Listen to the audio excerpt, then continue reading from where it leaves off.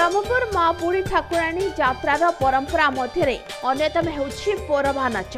भंडारी जातिर लोके पोरभा को प्रस्तुत करछन्ति। यहाँ परे प्रभा को धरी यात्रा रे नाचिथांती एक निर्दिष्ट जातिर लोके। माँ को अति प्रिय होछि प्रभा नाच। आउ एथिपाई ही प्रथमे ए नाच हुए एवं परे माँ अस्थायी पीठरू बाहरी नगर परिक्रमा करछन्ति।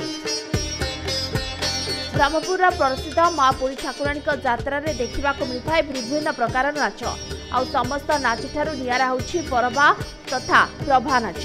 एही परभा नाच को भंडारी जातिर लोके तथा जो माने माँ मंदिर रे पूजक एवं अस्थायी पीठ रे माँ पूजक रही से माने ही एही परभा को प्रस्तुत करथांती।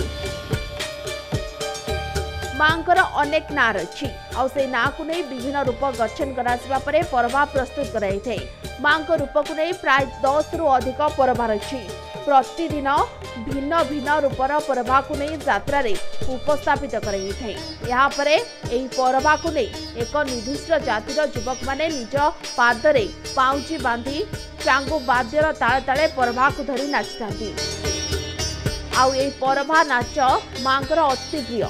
एथिपाई तो प्रथमे चांगु वाद्यर ताले ताले परभा नाचरे ही माँ अस्थायी पीछरू बाहरी नगर परिक्रमा करछन्ति।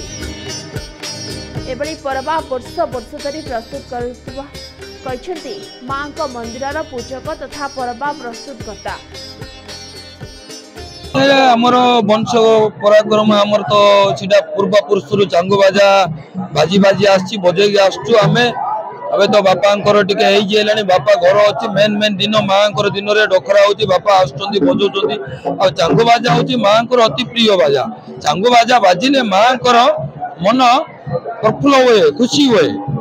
चांगु बाजार भी अच्छी विभिन्न प्रकार ताल को ताल मूर्छना अर्षा अच्छी को से जो ताल मूर्छना अर्षा से आम बाबा जानते बाबा आगे आम कि ना आओ बाबा जी आमको शिखई आम माँ को बजाऊ से माँ अति आनंद होची मन। मु देखा 12 वर्ष पिलाडू बापा आसती बापा मना कर आम जाऊँ बापा ए बापा दिह असुस्थ है आम गोटे 6टा यात्रा है बर्तमान आसचु बजाऊ। बाबा तो चली चली माँ सदा काली दुर्गा बुझाऊ माँ दिन गजा मुआ लगे लगुच बाट दिन पहाड़ पड़िया पड़ी झाड़ा झोड़ी कर आई चंदा कर कलेक्शन करके माँ प्रचार कर